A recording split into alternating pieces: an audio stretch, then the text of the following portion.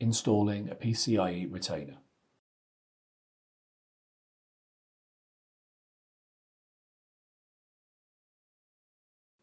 Align the PCIe retainer with the screw holes on the PCIe riser card.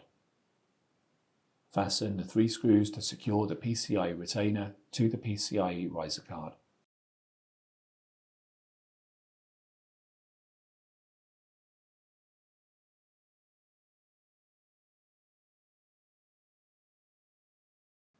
Reinstall the PCIe adapters, GPU adapters, drive cage or serial port module on the PCIe riser.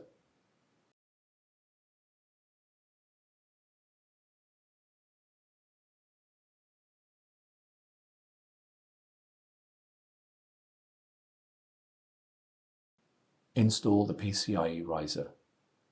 Install the rear top cover.